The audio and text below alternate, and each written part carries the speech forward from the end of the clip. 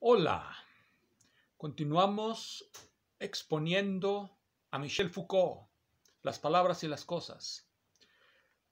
Como ya comenté en un video previo, Foucault en ese libro, Las palabras y las cosas, hace una arqueología de lo que él llama las ciencias humanas.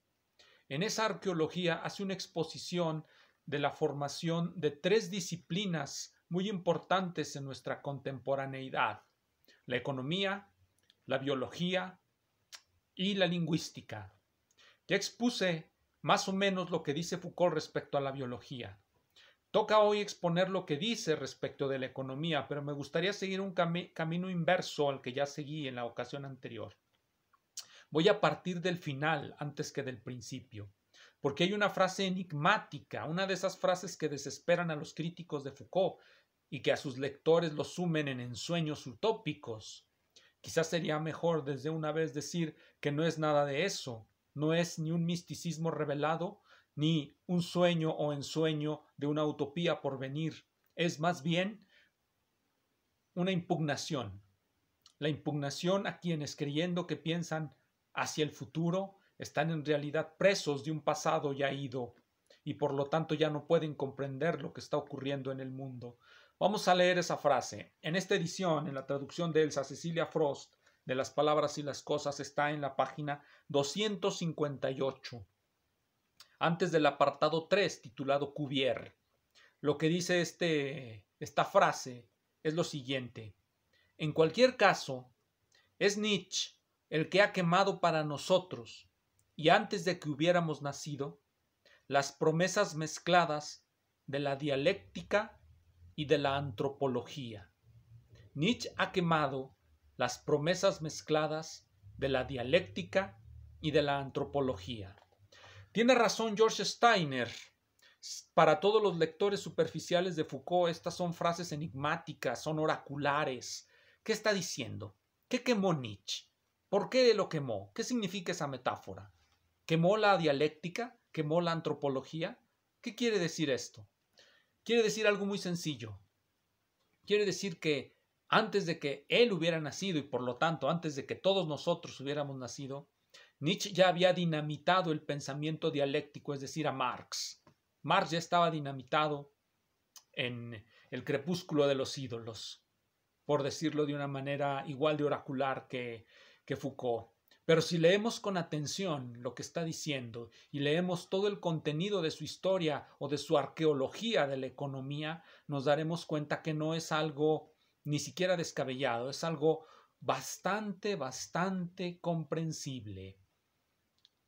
Vamos pues a eso y vamos a partir pues desde el final. Empecemos con este señor, con David Ricardo, Principios de Economía Política y Tributación. ¿Cuántos realmente han leído completo este libro? Yo creo que en las facultades de economía muchos lo han leído. Quizá han leído todo el libro, cosa que dudo, algunos capítulos selectos, cosa que creo.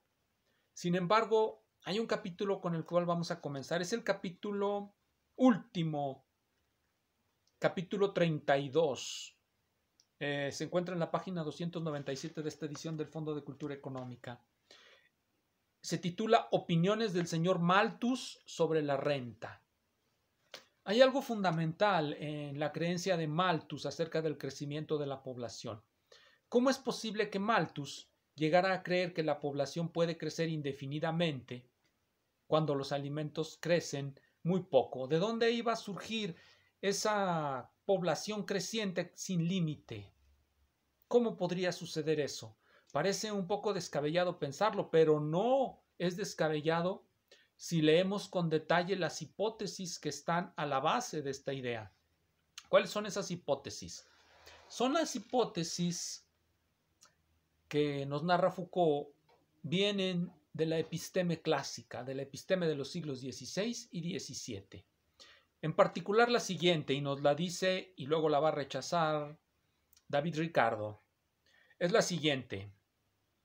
Esa cualidad de la tierra, lo voy a leer, está en la página 300 del capítulo que ya mencioné, dice así: esa cualidad de la tierra por la cual puede lograrse una mayor porción de artículos necesarios para la vida, de la que es necesaria para el mantenimiento de las personas empleadas en la tierra.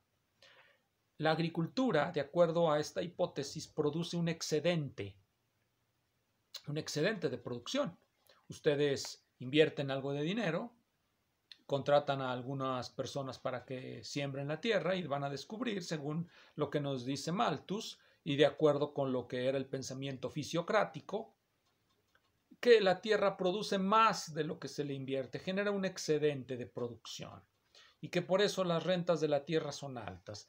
¿Qué nos va a decir David Ricardo respecto a esto? Aquí se opera lo que Foucault nos va a decir que es el corte entre dos epistemes, la episteme clásica y la episteme del siglo XIX. Para David Ricardo esto es falso. La tierra no produce por encima de lo que se le invierte.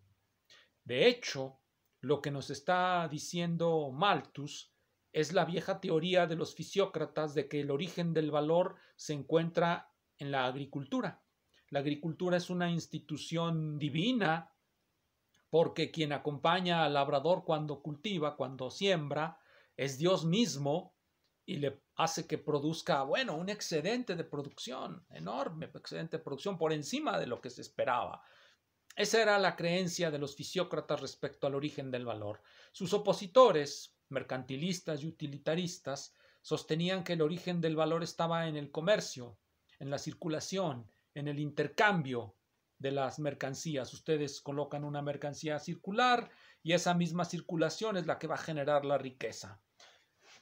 Hoy parecen ideas un tanto descabelladas, sobre todo si recordamos que ya estamos imbuidos, estamos llenos por todos lados de la idea de entropía, de las leyes de la termodinámica que nos dicen que, pues en realidad, trabajo que hagamos, trabajo que no se convierte completa y absolutamente en un resultado satisfactorio. Hay siempre una pérdida, una disipación entrópica. Pues bien, eso es el pensamiento que va a introducir David Ricardo en la economía y es con lo que lo va a llevar a romper con la episteme clásica.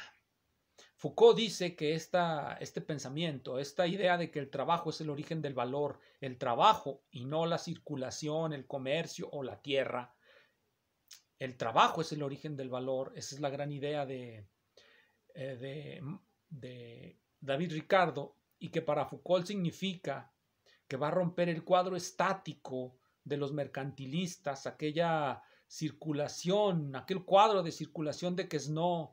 Ustedes recordarán el tablero económico de Quesnot, en donde nos muestra todas las venas de la circulación de las mercancías y que terminan y concluyen en la tierra, porque la tierra es el origen del valor para la fisiocracia.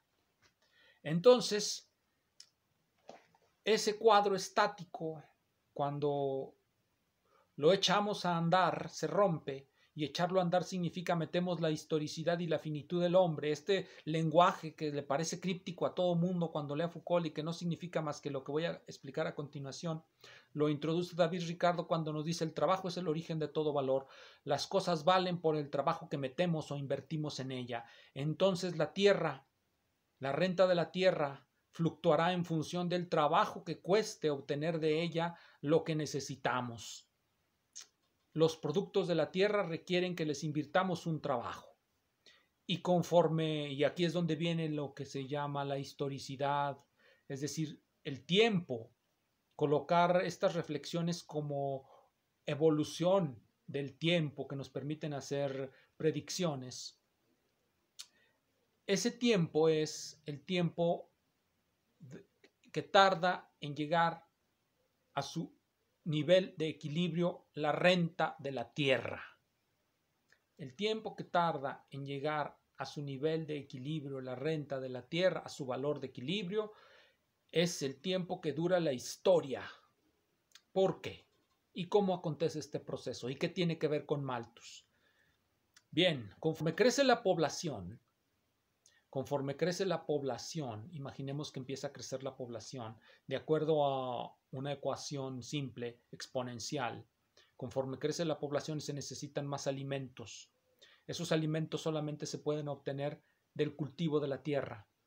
Y ese cultivo solamente puede llevarse a cabo cuando invertimos en el trabajo. ya que es la fuente de todo valor. La tierra, pues, a través del trabajo nos proporciona la posibilidad de que crezca la población. Pero conforme crece la población se necesita más alimento. Y eso significa que se deben desmontar cada vez más tierras para sembrarlas. Conforme se desmontan las tierras son por supuesto cada vez menos fértiles, son más malas y por lo tanto se necesita invertir en ellas más trabajo. Y así sucesivamente, conforme crece la población, se necesita desmontar cada vez más tierras.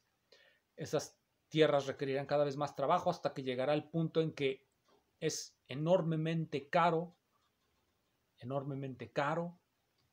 el producto de esa tierra porque es cada vez más difícil, más trabajo invertido allí. Por lo tanto, los salarios nominales suben, los reales no, se mantienen exactamente igual, pero el salario nominal sube y se llega a un punto en el que ya no hay ganancia para los productores.